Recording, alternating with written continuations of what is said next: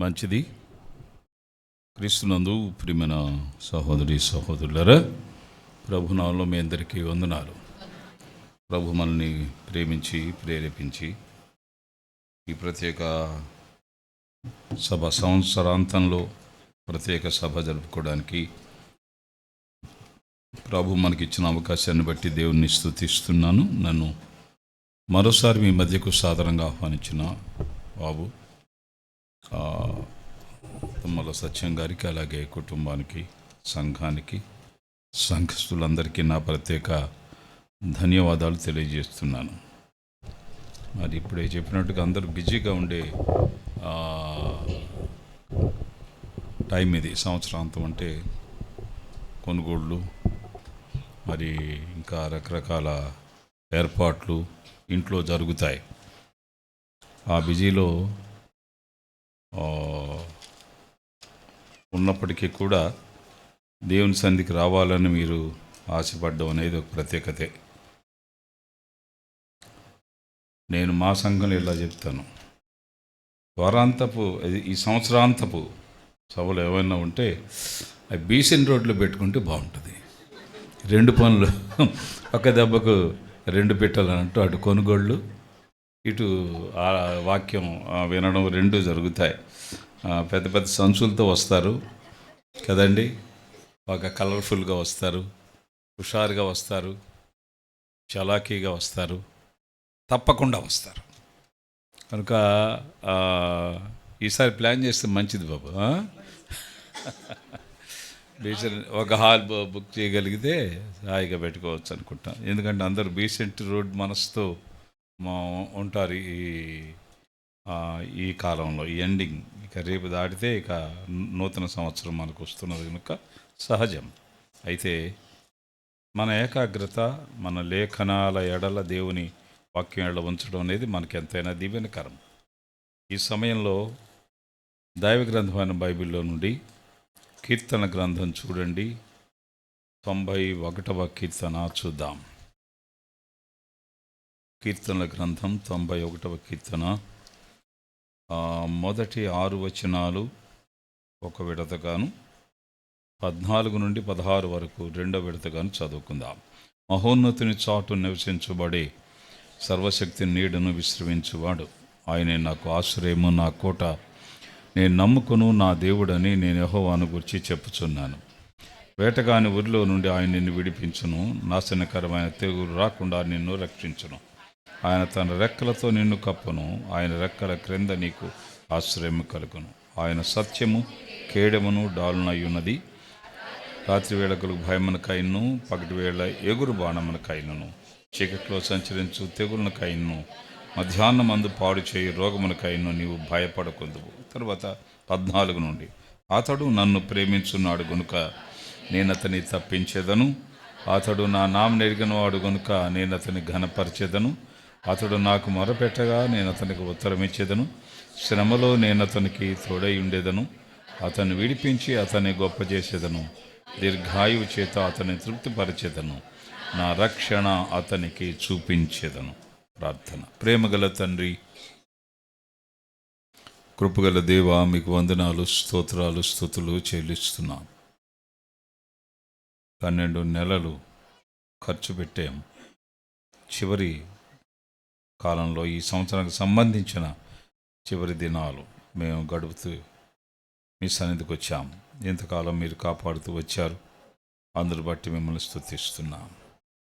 మేము సజీవంగా ఉండడం,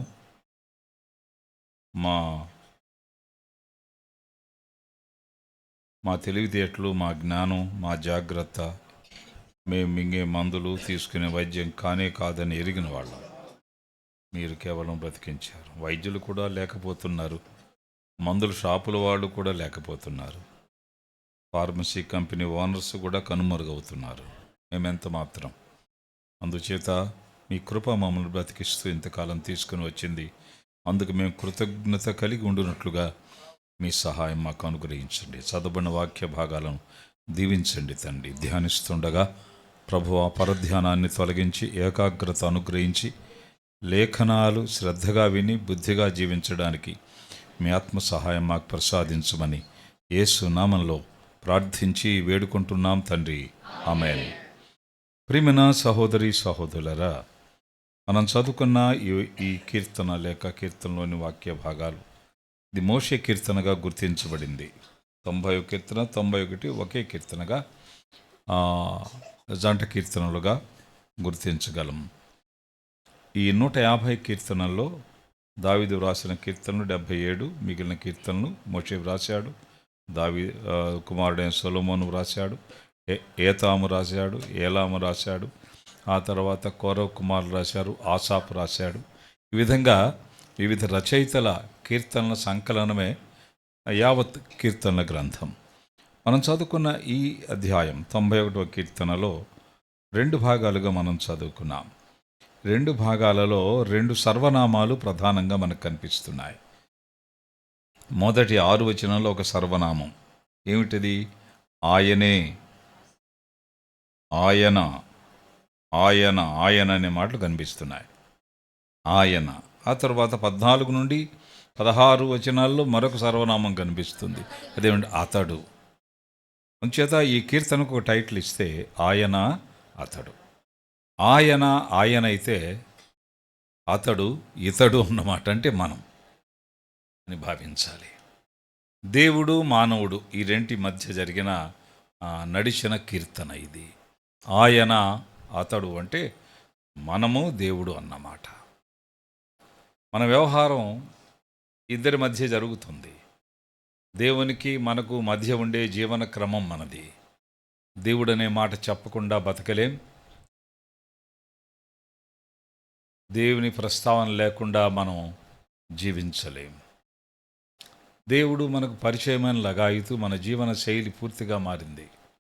మన ఆధారం మారింది. మన వ్యవహార శైలి మారింది. మన క్రమం మారింది. మన పద్ధతులు మారాయి. మన వైఖరి మారింది. ఇవన్నీ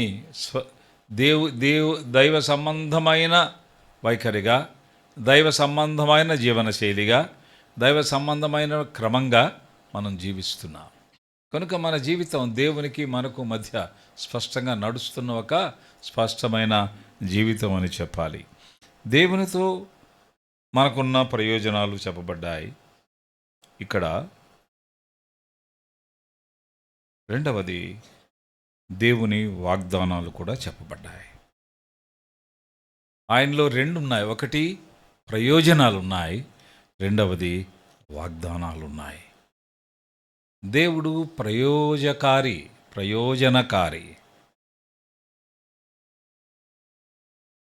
దేవునితో బంధం నిష్ప్రయోజనంగా ఉండదు.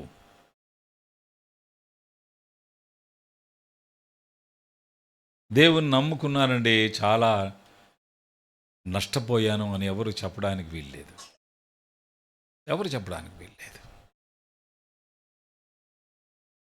ఇదొక వ్యాపారం కాదు. నష్టపోవడం, దేవుని నమ్ముకోవడం అనేది వ్యాపారం కాదు. లాభ నష్టాలు బేరీజు వేసుకోవడానికి. దేవుని నమ్మడం ఒక జీవన క్రమం, life style and life line. జీవన క్రమం ఇది. ఇందులో నిష్ప్రయోజనం అనేది ఉండడానికి వీలు కాని దేవుడియన. వేస్ట్ అనే మాట దైవ సంబంధమైన సహవాసంలో కానీ జీవన క్రమంలో కానీ వాడే మాట కాదు. వేస్ట్ అనేది ఉండదు. ఆయన దగ్గరకు వేస్ట్ వచ్చింది. ఆ వేస్ట్ మానవుడయ్యాడు. నేల మంటి నుండి నరు నిర్మించి. మట్టి వేస్ట్ కాదా? మట్టి వేస్ట్ కాదండి. టేస్ట్ అండి, మేము బియ్యంలో అన్నీ మేమే కదా తినేది అంటారు. మట్టి వేస్ట్, పనికిరాంది కదా. ద లీస్ట్ ప్రాపర్టీ, లోకంలో ద లీస్ట్ ప్రాపర్టీ ఏమిటంటే మట్టి. ఆ వేస్ట్ ఆయన దగ్గరికి వచ్చేటప్పటికి మానవుడు వచ్చాడు వేస్ట్లో నుండి. అంచేత వీడు వేస్ట్ ఫెయిల్ అవుతున్నాడు. వేస్ట్లో నుండి వచ్చాడు కదా, మరి విలువగా జీవించలేడు. వేస్ట్ ఫెలో అంటే అది పెద్ద తప్పేం కాదు. ఆయన దగ్గర వేస్ట్ అనే మాట ఆయనకు చెల్లదు ప్రియులారా. అందుచేత ప్రయోజనాలు ఉన్నాయి ఆయన దగ్గర. God is a God who gives us benefit. ఇది మనం సమగ్రంగా అర్థం చేసుకోవాలి. దేవుని నమ్ముకుంటే ఏం జరుగుతుందండి, ఏం లాభం అండి అని అడగడం అనేది ఒక వెర్రితనం.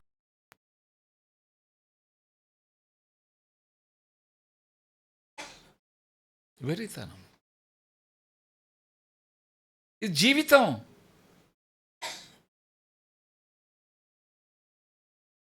పెళ్లి చేసుకుంటే ఏం ప్రయోజనం రా అని ఎవడైనా అంటాడా?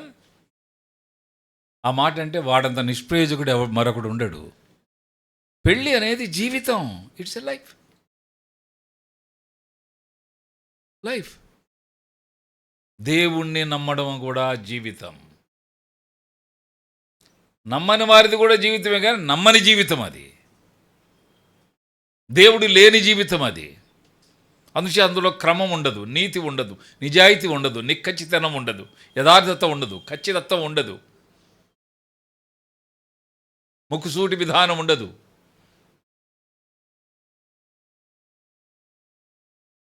దేవుని నమ్మని జీవితం కూడా జీవితమే. వానపాము కూడా పామే, కానీ అసలు పాముకి వానపాముకి చాలా తేడా ఉంది. అలాగే దేవుని నమ్మకపోవడం కూడా ఒక జీవితమే. అయితే ఆ జీవితం నిష్ప్రయోజనం. అందుచేతనే పౌలు ఏమంటాడో చూడండి. తిమోతికి రాసిన మొదటి పత్రిక. పౌలు తిమోతికి రాసిన మొదటి పత్రిక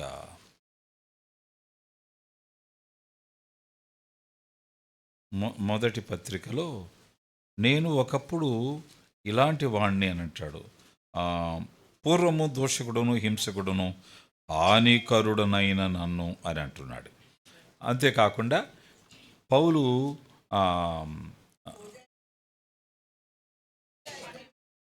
చూడండి, ఫిలోమోను పత్రికలో ఒక మాట మీకు జ్ఞాపకం చేస్తా ఈ సందర్భంలో. ఫిలోమోనుకు వ్రాసిన పత్రిక, పౌలు వ్రాసిన పత్రిక. ఫిలోమోనుకు రాసిన పత్రికలో ఫిలోమోనుకు రాస్తూ, ఒనేసిము గురించి వ్రాస్తూ ఒక మాట అంటున్నాడు. ఏమంటున్నాడంటే, అతడు పూర్వము మునుపు అతడు నిష్ప్రయోజకుడే కానీ ఇప్పుడు నీకును నాకును ప్రయోజకుడు. మునుపు నిష్ప్రయోజకుడు. మునుపు అంటే దేవుని దగ్గరికి రాకముందు, ప్రభువును నమ్మకముందు, దేవుణ్ణి ఎరక్కముందు, ఈ లైన్లోకి రాకముందు, రక్షణ అనుభవం లేకముందు, ప్రార్థన, సహవాసం, విశ్వాసం అనే అనే అనే క్రమం లేకముందు నిష్ప్రయోజకుడు. అతడు నిష్ప్రయోజకుడు కానీ ఇప్పుడు నీకును నాకును అతడు ప్రయోజనకరమైన వాడు. 11వ వచనంలో ఆ మాట కనబడుతుంది. అతడు మునుపు నీకు నిష్ప్రయోజనమైన వాడే కానీ ఇప్పుడు నీకును నాకును ప్రయోజనకరమైన వాడాయను. మనము దేవుని ఎరక్క ముందు నిష్ప్రయోజకులం, పనికిరాని సరుకు అన్నమాట. అంటే మట్టిలాగా ఒట్టిగా ఉన్నవాళ్ళం. దేవుని చేతిలో పెట్టబడ్డాం. అందుచేత మనం అర్థం చేసుకోవాల్సింది దేవుణ్ణి. ఇక్కడ 91వ కీర్తనలో ఈ 6 వచనాల్లో 3 సంగతులు చెప్తున్నాడండి. చూడండి, అవి చాలా కనెక్టివ్ పదాలు. మొదటి వచనం ఏమంటున్నాడంటే విశ్రమము అని అంటున్నాడు. మహోన్నతుని చోట నివసించబడే సర్వశక్తి నీడను ఆయన విశ్రమము అంటున్నాడు. రెండో లైన్లో ఆశ్రయము అంటున్నాడు. ఒకటి విశ్రమము, 2 ఆశ్రయము. తర్వాత చూడండి, ఇదే 91వ కీర్తనలోనే 6వ వచనానికి వచ్చేసరికి నీవు భయపడకుందువు అని అంటున్నాడు. అంటే అభయము.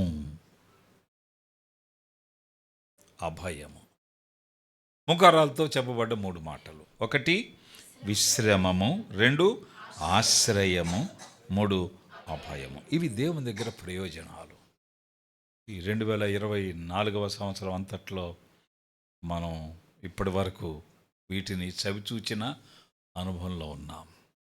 We have taken rest in God. దేవునిలో విశ్రాంతి పొందాం. విశ్రమం అంటే విశ్రాంతి, విశ్రాంతి, రెస్ట్. అసలు ఆయన పిలుపు కూడా అదే. మత్తయి సువార్త 11:28 మనమెరిగిన వచనం, జగమెరిగిన వచనం. ప్రయాసపడి భారం మోసుకొనుచున్న సమస్త మానవారులారా నా యొద్దకు రండి, నేను మీకు విశ్రాంతి. I shall give you rest. విశ్రాంతి.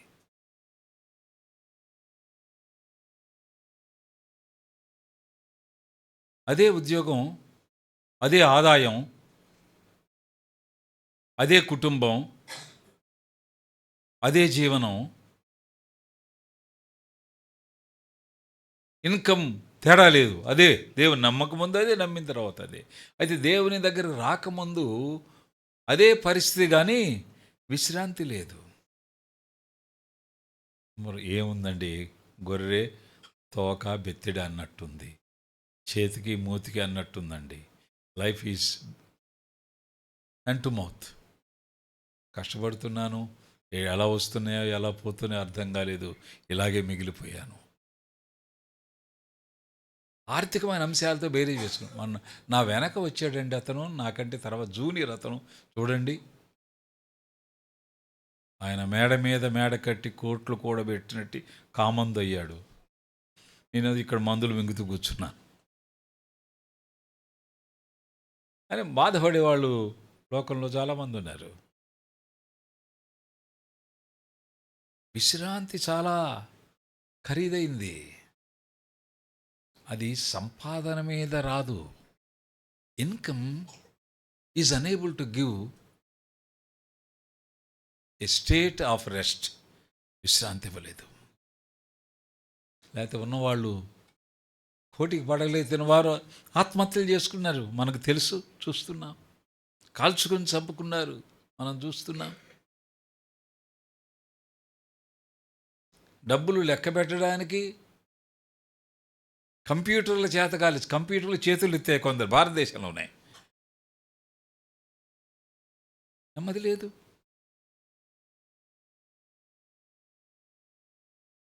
కొద్ది రోజుల్లో చచ్చిపోతాడయ్యా వీడు, పెళ్లి చేసేయండి అన్నారంట ఒక పేద ధనవంతుడు కొడుక్కి. చేసేసాడు, కోట్లు ఖర్చు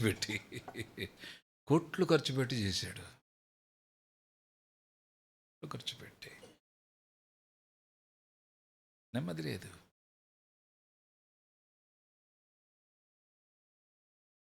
దేవుడు ఇచ్చే నెమ్మది ఇలా ఉంటుంది. చూడండి, ఫిలిప్పీలకు పౌలు రాసిన పత్రిక, ఫిలిప్పీలకు రాసిన పత్రిక 4వ అధ్యాయం చూడండి ప్రియులరా. ఇలాగూ లేఖనాలు మనకు స్పష్టంగా తెలియజేస్తున్నాయి. అప్పుడు సమస్త జ్ఞానమునకు మించిన దేవుని సమాధానము, 7వ వచనం, అప్పుడు సమస్త జ్ఞానముకు మించిన దేవుని సమాధానము యేసుక్రీస్తు వలన మీ హృదయములకును మీ తలంపులకును కవలను. సమాధానం అంటే శాంతి లేక రెస్ట్. ఇంగ్లీష్లో పీస్ అని ఉంటుంది. సమస్త జ్ఞానానికి మించింది ఇది.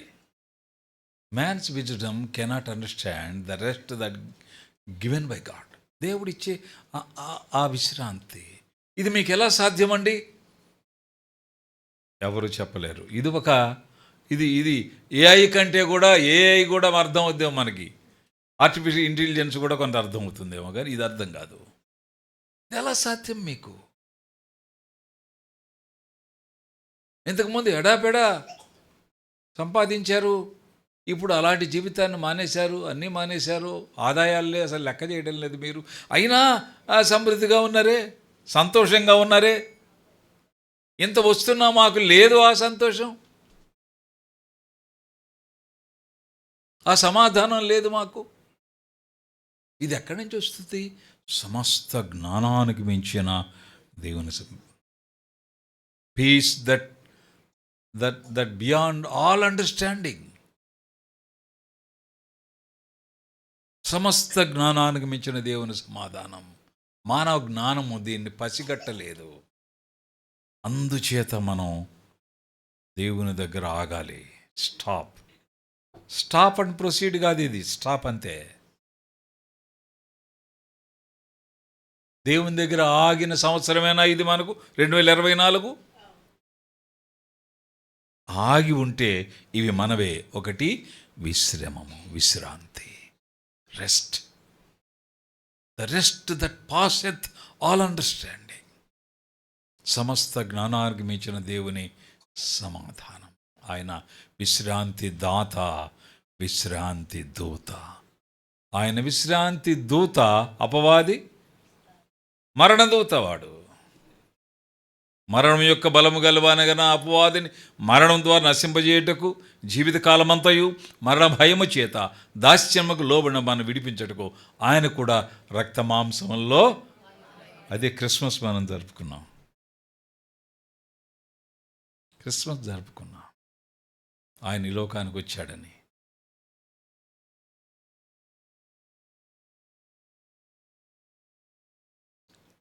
దేవుడు మనకిచ్చే విశ్రాంతి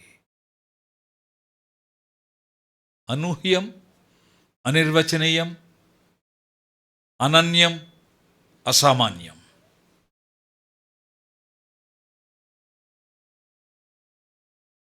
చెప్పండి, ఏం చెప్పారు? అనూహ్యం, అనిర్వచనం, అనన్యం, అసామాన్యం. నన్ను కూడా కన్ఫ్యూజ్ చేస్తున్నారు మీరు. ఊళ్ళో ఉండే సమాధానం, సమాధిని ఓడించిన సమాధానం, సమాధి సలాం చేసే సమాధానం. ఆయన దగ్గర మనం ఆగితే కదండి 2024 it's a great year because we stopped at Jesus. ప్రభు దగ్గర ఆగిన సంవత్సరం మనం.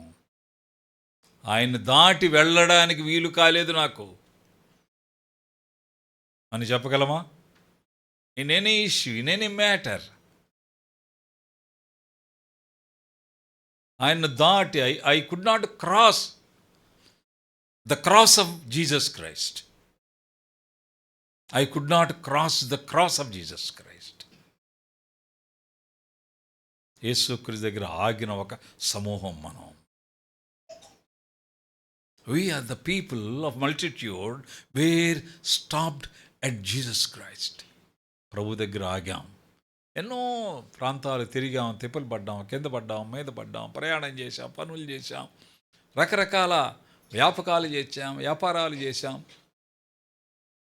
రకరకాల వ్యవహారాల్లో పాల్గొన్నాం. తల పండిపోయింది. ప్రభు దగ్గరికి రాగా లభించిన విశ్రాంతి. And we stopped at Jesus Christ. మనం లభించిన విశ్రాంతి ఎలాంటివి చెప్పండి? 1 అనూహ్యం, 2 అనిర్వచనం, 3 అనన్యం, 4 అసామాన్యం. Man cannot describe it with his words. మానవుడు తన మాటల జ్ఞానంతో వివరించలేనిది. అందుచేత ఆయన్ని మనం విడిచిపెట్టలేం. కెనాట్ లివ్, ఓన్లీ లివ్, అంతే. ప్రభువుతో ఎప్పుడు లైవ్లో ఉంటాం. ప్రభువుతో మన జీవితం ఎప్పుడు లైవ్లో ఉంటుంది. ఆయన దగ్గర విశ్రాంతి 2 రీతులుగా ఆయన వాగ్దానం చేశాడు. ఈ విశ్రమమే 11:28 చెప్పుకున్నాం కదా మత్తయి సువార్త. ప్రయాసములు మాని విశ్రాంతి. ఉద్యోగాలు మాని కాదు, వ్యాపారాలు మాని కాదు, లేక ఏదేదో మనం ఆదాయాల పనులు మాని కాదు. మీరు అలాగే కూర్చోండి, నేను మిమ్మల్ని పోషించేస్తాను, మీ పిల్లల్ని పోషించేస్తాను అని ఆయన. ప్రయాస ఉంటుంది,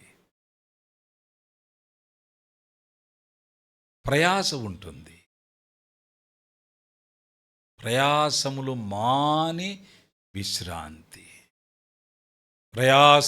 ప్రయాసపడు భారం మోస్తున్న సమస్తమైన నా యొద్దకు రండి, నేను మీకు విశ్రాంతి. అంటే ప్రయాస ఉంటుంది, విశ్రాంతి ఉంటుంది. ప్రయాస తొలగదు. పిల్లల్ని పెంచాలి, పెద్ద చేయాలి, పెళ్ళిళ్ళు చేయాలి, సాకి సంతరించాలి కదండి, ఎన్నో సంగతులు చూడాలి, బిజినెస్ వ్యవహారాలు చూడాలి, పిల్లల్ని చదివించాలి, వాళ్ళకి సీట్లు సంపాదించాలి, వాళ్ళని పెంచి పెద్ద చేయాలి, వాళ్ళకు ఒక స్థితి తేవడానికి మనం కష్టపడాలి. ఈ ప్రయాస ఉంటుంది. వంట చేయాలి, వండి వార్చాలి, ఇవన్నీ చేయాలి. బట్టలు ఉతకాలి, ఆరేయాలి. బట్టలు ఉతకాలి కాదండి, మీరు తప్పు మాట్లాడుతున్నారు. బట్టలు కొనాలి అనాలి ఇప్పుడు అంటారు.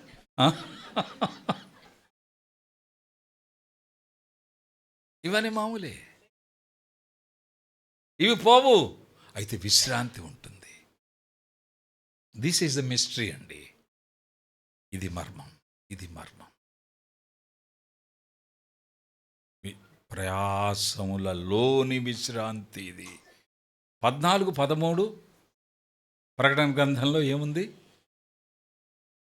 నిజమే, వారు తమ ప్రయాసములు మాని విశ్రాంతి పొందుదురు. ఇది ప్రయాసములలోని విశ్రాంతి. మరొకటి ప్రయాసములు మాని విశ్రాంతి. ప్రయాసములు మాని విశ్రాంతి ప్రియులరా. 2024 ఈజ్ ఎ రిమార్కబుల్ ఇయర్. అవునా కాదా? రిమార్కబుల్. 2024 remarkable year. ప్రయాస ఉంది, కష్టం ఉంది. కష్టాలు లేకలేం మేము అని ప్రభు మాతో ఉన్నాడు. ప్రభు మాతో ఉన్నాడు.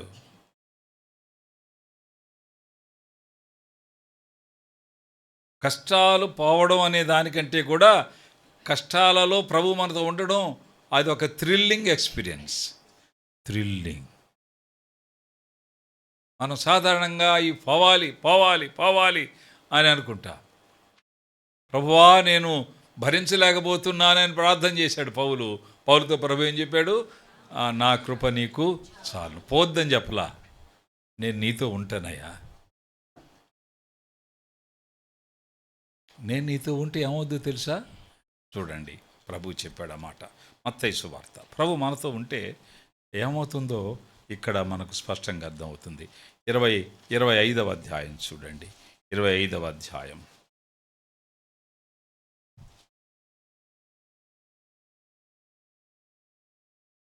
25వ అధ్యాయం 40వ వచనం. అందుకు రాజు, మిక్కిలి అల్పులైన ఈ నా సహోదరులలో ఒకనికి మీరు చేసేది కనుక నాకు చేసేది. ఏం చేశారు వీళ్ళు?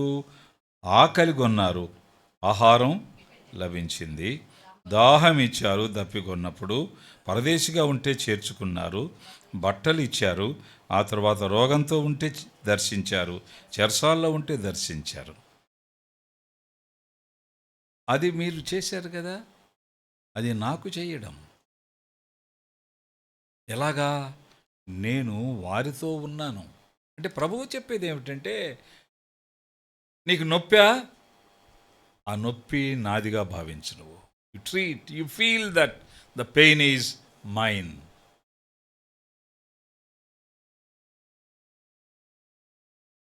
ఆ నొప్పి నాదిగా భావించు. నీ నొప్పి నా నొప్పి, నీ బాధ నా బాధ, నీ యాతన నా యాతన, నీ లేమి నా లేమి, నీ ఆకలి నా ఆకలి.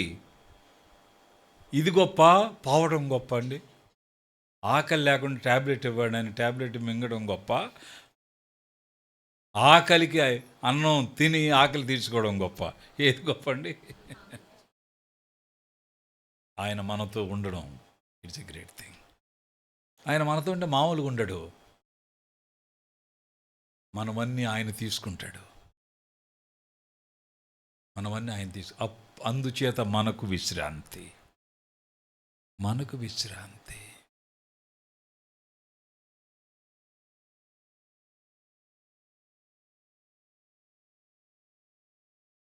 ఏమిటమ్మా చాలా ఫ్రీగా ఉన్నావు, సంతోషంగా ఉన్నావు, ఈ వారమంతా నీలో తేడా వచ్చిందని. మా అమ్మ నాన్న వచ్చారండి, అన్ని పనులు వాళ్ళే చేస్తున్నారు.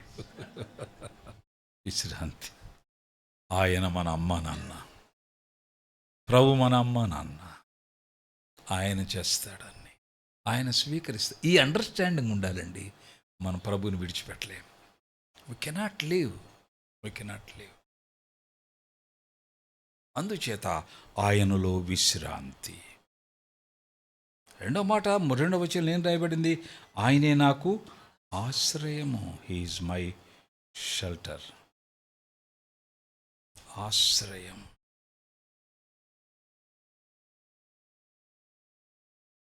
మనము అంటే ఏమిటి? విశ్రమం అంటే ఆగుచోటు, ఆశ్రయం అంటే దాగుచోటు. Where we take shelter. అందుచే చూడండి, 61వ కీర్తన చూడండి. 61వ కీర్తన 4వ వచనం చూద్దాం. కీర్తన గ్రంథం 61వ కీర్తన 4వ వచనంలో ఏం రాయబడిందో చూద్దామా? నీ రెక్కల చాటున దాగుకొందును. I shall hide behind your wings. నీ రెక్కల చాటున దాగుకొందును. ఆశ్రయము. ఆయన మన ఆశ్రయం. అనాథాశ్రయం కాదు, ఆయనే మన ఆశ్రయం. ఆయనలో ఉండే అకామిడేషన్ అంతా ఇంత కాదండి. ఆయనలో దాగుకోవడం. యోబు కూడా ఎలా అంటున్నాడు? 5వ అధ్యాయం చూడండి, 21వ వచనం చూద్దాం. యోబు గ్రంథం 5వ అధ్యాయం 21వ వచనంలో ఇలాగ వ్రాయబడింది. ఆయనను చాటు చేయును. ఆయన చాటు, ఆయన చాటు. మొదటి మానవుడైన ఆదాము ఆయన చాటుకు వెళ్ళలేకపోయాడు. చెట్టు చాటుకు వెళ్ళాడు. ఆకుల చాటుకు వెళ్ళవలసి వచ్చింది. ఆ తరువాత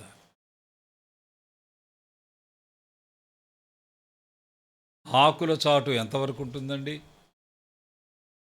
ఆకులతో కచ్చడాలు కుట్టుకున్నాడు. ఉదయం ఉన్నిలాగా ఉంటాయి, మంచి కంచిపట్టులాగా ఉంటాయి. కుట్టుకున్నప్పుడు సాయంత్రానికి చుట్టుకుపోతాయి. ప్రతిరోజు ఒక డ్రెస్ కుట్టించుకుంటే తప్ప వాళ్ళు ఒకళ్ళనొకళ్ళు చూసుకోలేరు. మన ప్రయత్నాలు ఉన్నాయే అలాంటివి. ఒక అంశంలో, ఒక చిక్కులో, ఒక చిక్కు ముడిలో మన ప్రయత్నాలు, మన ప్రయోగాలు, మన తెలివితేటలు ఎలాంటివంటే, మనం గొప్ప తెలివితేటలు గలవాళ్ళు అనుకుంటాం. మన తెలివితేటలు అవతల వాళ్ళు వింటే కానీ అర్థం కాదు చాలాసార్లు.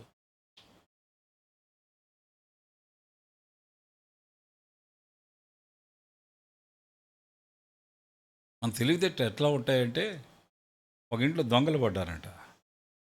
దొంగలు పడితే వాడు భార్యాభర్తలను ఇద్దరిని కట్టేశాడు.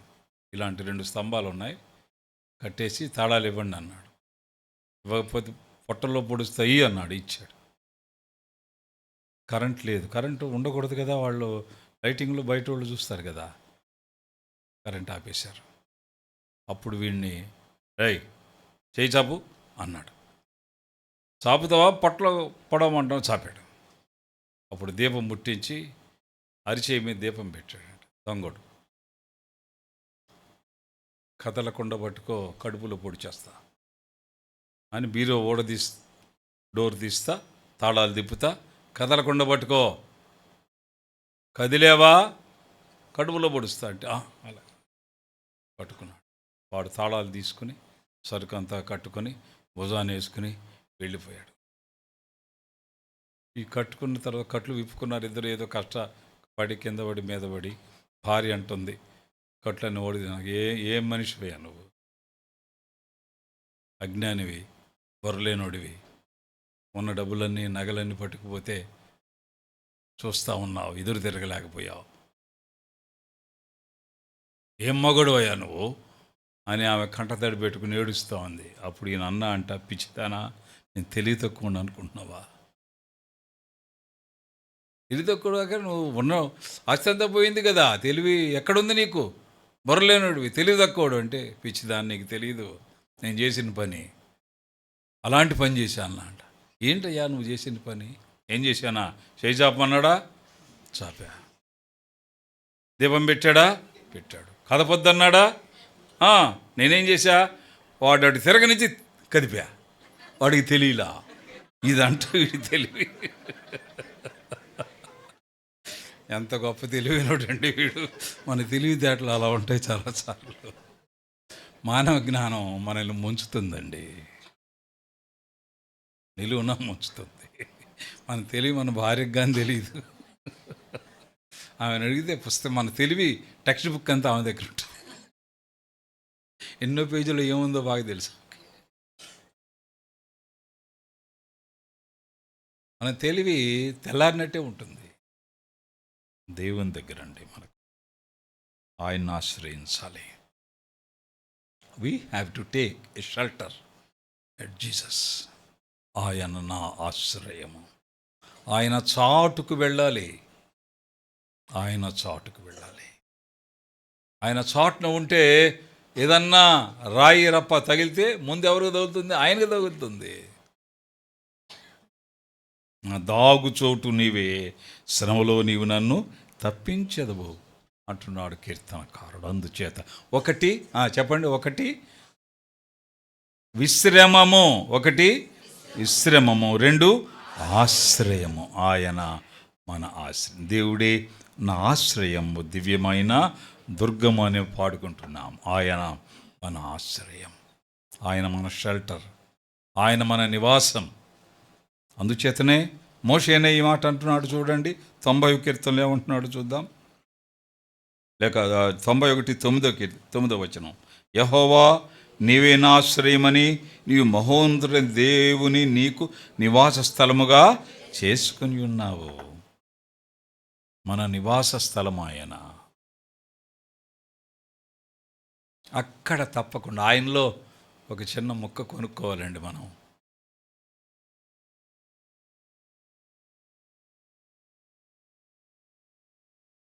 స్థలం సంపాదించడం అంటూ జరిగితే మొదట అక్కడ కొనాలి, ఫస్ట్ అక్కడ సంపాదించాలి, తర్వాత భూమి మీద స్థలాలు వేరు సంగతి, అవసరాన్ని బట్టి కొనుక్కోవచ్చు.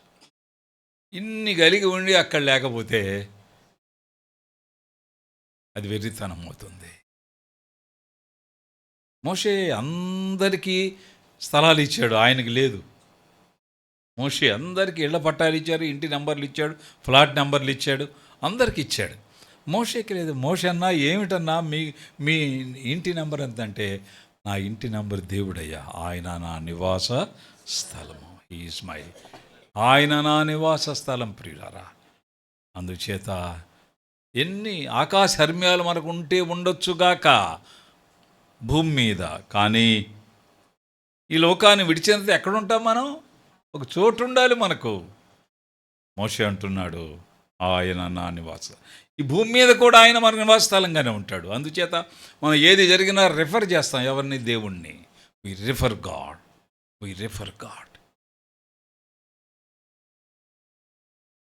We cannot differ with God, we only refer God. ఆయనకు డిఫర్గా ఉండలేం.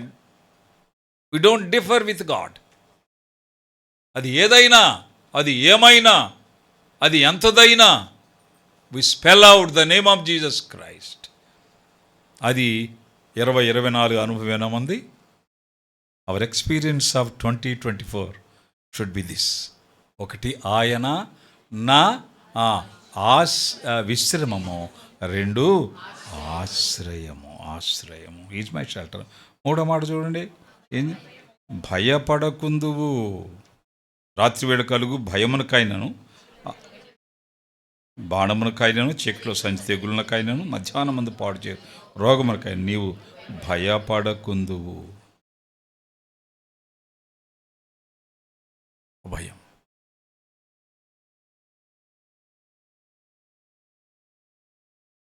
రోగం అనేది దేవుని నుండి మనం దూరం చేసే ఒక ఆయుధం అండి. అది త్వరగా పోవాలి, తగ్గిపోవాలి, లేకపోతే చచ్చిపోతామేమో అనే ఒక భయం, బాధ, వేదన సహజంగా రోగంతో ఉన్న ఏ ఒక్కరికైనా కలుగుతుంది.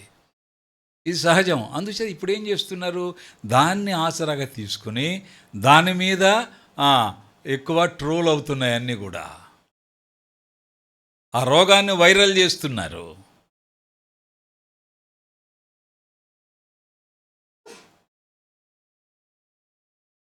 మీరు అనారోగ్యంతో ఉన్నారా రండి అంటున్నారు. ప్రజలు ఈ రోగాల రొంపి నుండి తప్పించుకోవడానికి వెళుతున్నారు. చాలామంది ఈ సోషల్ మీడియాలో కూడా హేళన చేస్తున్నారండి. రోగమునకు మనం భయపడం. ప్రభు మనతో ఉన్నాడంటే మందులు మింగొద్దు, ఆసుపత్రికి వెళ్ళొద్దు, వైద్యం చేయించుకోవద్దు, ప్రార్థన చేసుకోవచ్చు అని అది కాదు. ఇక్కడ భయం ఉండదు. ప్రభు మాతో ఉంది. వీ హ్యావ్ అవర్, మాకు ఒక సంఘం ఉందండి, సహవాసం ఉందండి, వాళ్ళు ప్రార్థన చేస్తారండి. మా సంఘం ప్రార్థన చేస్తుంది మా కొరకు. We have a church, we have an assembly. ప్రార్థించే సేవకులు మాకున్నారు, ప్రార్థించే విశ్వాసులు మాకున్నారు. భయపడనక్కర్లేదు.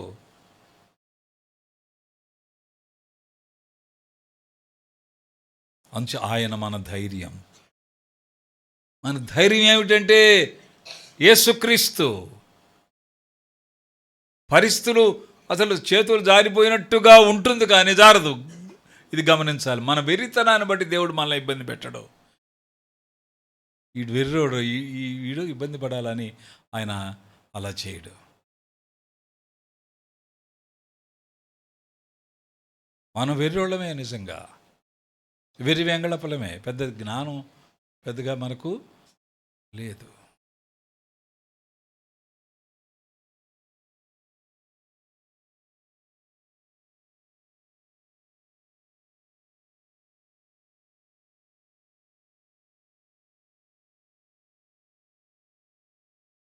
కిలో 2.75 అమ్మా అంటున్నాడు అమ్మేవాడు సైకిల్ మీద వచ్చి. 2.75 ఏంటాయా, 3 రూపాయలకి అంటుంది. ఇది మన జ్ఞానం. వాడు అంతకంటే తెలివైనడు, రాదండి అంటున్నాడు. ఈ ఇద్దరు తెలివైన వాళ్ళు చూడండి, సంభాషణలు ఎంత గొప్పగా ఉన్నాయో. దేవుడండి తెలివైనడు. మన అజ్ఞానాన్ని బట్టి, మన యొక్క అవివేకాన్ని బట్టి, మన తింగరితనాన్ని బట్టి మనల్ని నష్టపెట్టాడు. మన ఇంట్లో తింగరి పిల్లల్ని బాగా చూసుకుంటాం కదా.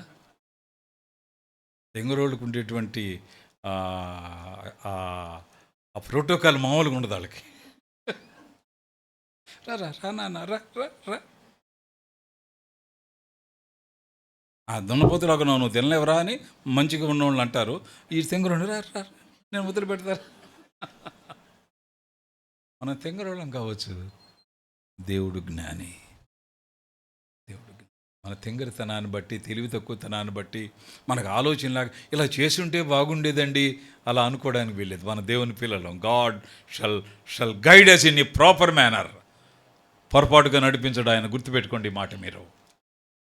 మన తెలివి తక్కువతనాన్ని బట్టి నష్టపోయి అనుకోవడానికి వీల్లేదు. మనం నమ్మకంగా దేవుని కొరకు ఉన్నప్పుడు ఆయన దగ్గర ఆగి ఆయన ఆశ్రయంలో ఆయన ఇచ్చే విశ్రమము, ఆయన ఇచ్చే ఆశ్రమం మనం అనుభవిస్తుండగా మన జ్ఞానం, వికాసం అమోఘంగా ఉంటుంది. దేవుడు కాపాడువాడు. అందుచేత భయము నుండి ఆయన మనకు అభయాన్ని ఇస్తాడు. నువ్వు భయపడకుందువు. ధైర్యంగా ఉంటాం. కుటుంబాల్లో ఇప్పుడు 31వ తారీఖున మేళ్ళు, ప్రయోజనాలు, జరిగిన కీళ్ళు కూడా చెప్పుకుంటాం కదా. ఎన్నో జరుగుంటాయి, అపాయాలు కూడా వచ్చి ఉంటాయి. కానీ మనం చెప్పేది ఏమిటి, ఈ నష్టం కొంచెం జరిగిందండి, మా ఇంట్లో ఎడబాట్లు జరిగాయి, కానీ దేవుడు మాతో ఉన్నాడు. మనం పోగొట్టుకున్న వాళ్ళ కంటే దేవుడు ఎంతో గొప్ప మనకు. మనం పోగొట్టుకున్న వాళ్ళు దేవుడు ఇద్దరు వచ్చారనుకోండి, ఎవరిని కోరుకుంటాం మనం? ఎవరిని కోరుకుంటాం? మీరు ఉండండి నాయన, మీరు ఉండండి ప్రభా. పోగొట్టుకున్న వాళ్ళని మనం కోరుకుంటే మళ్ళీ పోతాడు అతడు, ఎక్కువసేపు ఉండడుగా. పోగొట్టుకున్న వాళ్ళని పిలిచి మనము ఉండమని అడిగితే మళ్ళీ పోతాడు. అతను పోవచ్చు, మనమైనా పోవచ్చు. అదే దేవుడైతే పాలేడు. ఆయన అంత బలహీనుడంటే మన దగ్గర నుంచి పాలేడండి. He so weak. ఏంటి ప్రభా మరీ ఆ ఇంటి దగ్గర ఉన్నారు? అది నా వీక్నెస్ అయ్యా. ఆ ఇంటిని విడిచిపెట్టలేను నేను వాడిని విడిచిపెట్టలేనయ్యా. అది నా వీక్నెస్, అది నా బలహీనత. ఆ కుటుంబాన్ని నేను విడిచిపెట్టలేను. I cannot leave them. వాళ్ళు నన్ను నమ్ముకున్నారు. చెప్పండి ఇప్పుడు 2024 అంటే ఏం చెప్పాలి? 1 విశ్రమము, 2 ఆశ్రయము, 3 అభయము. That is 2024. వాటి మన యాత్ర అలా సాగింది, అలా కొనసాగింది ప్రియులారా. మళ్ళీ చెప్పండి. విశ్రమము, ఆశ్రయము, అభయము. ఇప్పుడు 14 నుండి ఇప్పుడు ఆయన జోన్లోని మాటలు విన్నాం. అతడు అనే జోన్లోకి వస్తే 14 నుండి 16లో ఇక్కడ ఏం కనబడుతున్నాయి?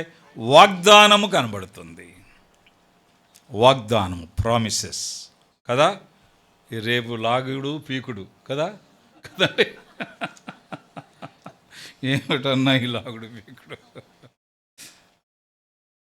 ఇద్దరు అరుచుకున్నారంట సంఘంలో. నేను లాగేది నువ్వు రాగా వింటాయా అంటున్నట్టు.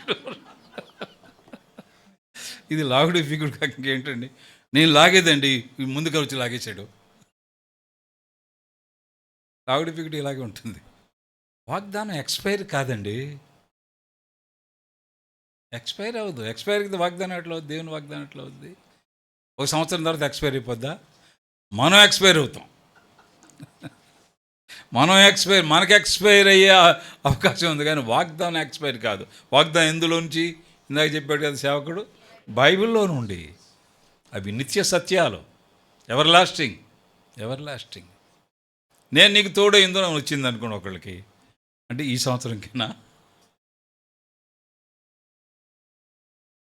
1 సంవత్సరానికైనా ఆయన వెళ్ళిపోతాడా? సదాకాలం నేను మీతో కూడా ఉన్నాను. దేవునికి కాలము లేదు. God is a God who is beyond time. మనమైతే రేపు వస్తాను అని అంటాం. మన వ్యాకరణ ప్రకారం రేపు అనే మాట వాడినప్పుడు ఏ టెన్స్ వాడాలి? ఫ్యూచర్ టెన్స్ వాడాలి. రేపు వస్తాను. ప్రభు అలా అండు.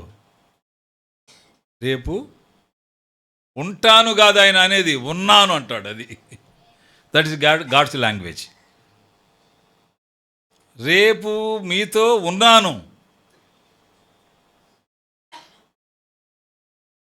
రానున్న కాలమంతా మీతో ఉన్నాను. మత్తయి సువార్త ఆఖరి వచనం అదే ఉంది. సదాకాలం నేను మీతో కూడా ఉంటాను కాదు, చూడండి, ఉన్నాను అని ఉంటుంది అక్కడ.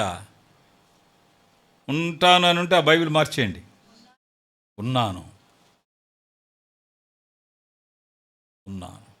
ఆయనకి ఫ్యూచర్ టెన్స్ లేదు, నిత్య ప్రజెంట్ టెన్స్ అంతే. నిత్య వర్తమానం ఆయనకి. దూరము లేదు ఆయనకి, కాలము లేదు.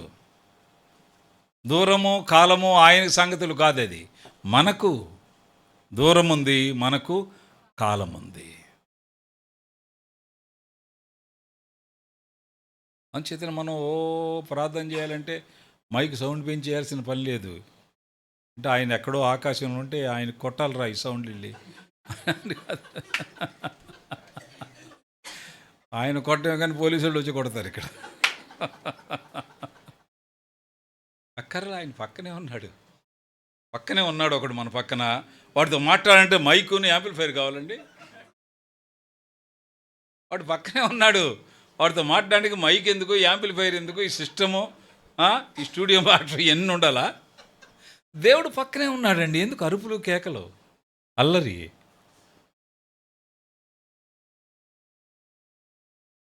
ఆయనకు దూరం లేదు, మనతో ఉన్నాడు. ఏకకాలంలో ప్రపంచంలోని అందరితో ఉండగలడు. That is God's qualification. ఏకకాలంలో ప్రపంచంలో అందరితో ఉంటాడు. ఇక్కడ నీతో ఉంటాడు, అక్కడ మీ అమ్మాయితో ఉంటాడు, మీ అబ్బాయితో ఉంటాడు.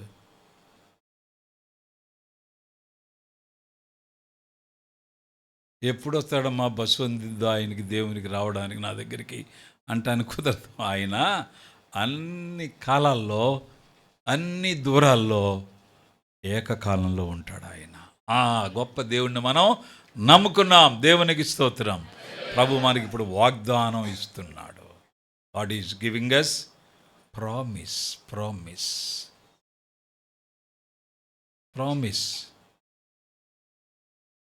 ప్రామిస్లో మిస్ అనే శబ్దం ఉంది, కానీ అవి మిస్ కావు. ఎప్పుడు నిత్య వాగ్దానాలు. అవి నిత్య వాగ్దానం. చూడండి అవి ఎంత బ్యూటిఫుల్గా ఇక్కడ చెప్పారో చూద్దాం. 14వ వచనంలో తప్పించెదను, వాగ్దానం తప్పించెదను. 2 ఘనపరచెదను. 3 ఉత్తరమిచ్చెదను. 4 తోడయ్యుండెదను. 5 గొప్ప చేసేదను.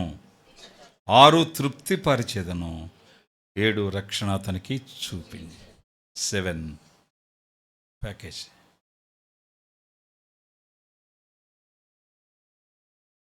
సూపర్ 6 కాదు, సూపర్ 7 ఇది. 7 వాగ్దానాలు. 7 వాగ్దానాలు ఇక్కడ రాయబడ్డాయి. ప్రభు అని దేవుడు మనకు ఇస్తున్న వాగ్దానాలు 2025 రాబోతుంది. 1 తప్పించేదను. 2 ఘనపరిచేదను. 3 ఉత్తరమిచ్చేదను. 4 తోడై ఉండేదను. 5 గొప్ప చేసేదను. 6 తృప్తిపరచను. 7 రక్షణ అతనికి చూపించేదను. 7 వాగ్దానాలు. ఈ బంచ్ వాగ్దానాల బంచ్ ఆయన మనకిస్తున్నాడండి. అందుచేత 25 చాలా ధైర్యంగా మనం జరుపుకోవడానికి అవకాశం ఉంది. 2025 కొరకు ప్రభు మనం సిద్ధం చేస్తున్నాడు. ఆయన ప్యాకేజ్ చాలా ఘనంగా ఉంది. ఆయన వాగ్దానాల పట్టిక చాలా గొప్పగా ఉంది. ఇవి నిత్య వాగ్దానాలు, నిరంతర వాగ్దానాలు, కాల పరిమితికి అతీతమైన వాగ్దానాలు. కాలమే కాలం చెందుతుంది, కానీ వీటికి కాలాంతము లేదు. కాలమే కాలం చెందుతుంది. ఆయన ఉన్నాడా? లేడండి, కాలం చేశాడంటారు కదా, అంటే లేడు అని. కాలమే కాలం చెందుతుంది, కానీ ఇవి నిరంతరం. నిరంతరం దేవుని నుండి వచ్చేది ఏదైనా మనకు నిరంతరం. నిరంతరం, ఎవర్ లాస్టింగ్. అందుచేత ఆయన మనకు ఏమైనప్పుడు ఆయన మనకు విశ్రమము అయినప్పుడు, 2 ఆశ్రయము అయినప్పుడు, 3 అభయం అయినప్పుడు ఆయన వాగ్దానాలు మనవే. వాగ్దానాలు అందరికి కాదు. ఇప్పుడు దేవుని నమ్మనోడు వాగ్దానాలు లాగుతున్నాడంటే వాడు కూడా వస్తాడు, కొంచెం మందు కొట్టిన వాడు కూడా రావచ్చు. లాగుతున్నా నువ్వు కూడా లాగవాయంటే లాగుతాడు. నిన్ను గొప్ప ప్రవక్తగా నేను వాడుకుందానండి, ఈడు తాగుబోతాడు, ఇన్ని ప్రవక్తగా వాడుకుంటాడండి. అలా లాగితే దానివల్ల ఇతనికి ఏమైనా ప్రయోజనం ఉందా? కనెక్షన్ లేదు కదా. అందుచేత లేఖనాల్లో ఉన్నవి మనం సాధారణంగా రేపు తీసుకోండి, నేను వాటికి అడ్డం రాట్లా. అవి కూడా వాక్యంలోనివే, శాస్త్రమైన, అందులో అనుమానం లేదు. కానీ వాటి మీద ఆధారపడి ఏది లాగితే బాగుంటుంది అని సరుకు, మంచి సరుకు చూసుకున్నట్టుగా, టమాటాలు మంచి ఏరుకున్నట్టు అట్లా అక్కర్లేదు. ప్రభు మనకు వాగ్దానం ఇచ్చాడు. అవి తీసుకోవచ్చు, మన బైబిల్లో పెట్టుకోవచ్చు, ప్రార్థన చేయొచ్చు, సంతోషించవచ్చు. కానీ దేవుని వాగ్దానం ఏదైనా నిరంతరం, lasting, ever lasting means ever lasting దేవుడు మనకిస్తున్నాడు. అందుచేత ఈ అధ్యాయంలో 20-24 ఉంది, 20-25 కూడా ఉంది. 20-24 ఏమిటి? ఒకటి విశ్రమము, 2 ఆశ్రయము, 3 అభయము. ఇవి మన 20-24లో మన అనుభవాలు. ఇక 25లో రేపు అడుగు పెడుతున్నాం. ఏమిటంట? వాగ్దానాలు. ఏమిటవి? 1 తప్పించేదను, ఘనపరచెదను, ఉత్తరమిచ్చేదను, తోడై ఉండేదను, గొప్ప చేసేదను, తృప్తిపరచెదను, రక్షణ అతనికి చూపించేదను. ఇది ఆయన, అతడు సిరీస్లో నుండి మీకు అందించిన ఆ సందేశం. ఆయన, అతడు, హీ అండ్ హీ. ఆయన అంటే కూడా హీయే ఇంగ్లీష్లో, అతడు అన్నా కూడా హీయే. అయితే మొదటి హీ క్యాపిటల్ హెచ్, తర్వాత హీ చిన్న H, small H. He and he. మీరు వెళ్ళుంటారేమో, షీ రెడీమేడ్స్, అవి వేరు. ఇది he and he, capital H and small H. ఆయన, అతడు. ఆయనలో ప్రయోజనాలు, విశ్రమము, ఆశ్రయము, అభయము. అతనికి వాగ్దానాలు. 1 తప్పించేదను, ఘనపరిచేదను, ఉత్తరమిచ్చేదను, తోడై ఉండేదను, గొప్ప చేసేదను, తృప్తిపరిచేదను, రక్షణ అతనికి చెప్పింది. ఇవి మనం స్వతంత్రించుకోవడానికి లెటస్ వెయిట్ ఫర్ 2025. 2025ను ఎదురు చూద్దామండి. ఈ వాగ్దానాలు ఒక్కొక్కటి ఆయన నెరవేర్చే వరకు ఆయన పాదాలు పట్టుకొని కొనసాగుదాం. ఆ మేరకు జీవించడానికి 2025 కొరకు ఆయన మనల్ని సంసిద్ధులుగా చేయునుగాక. ఆమేన్.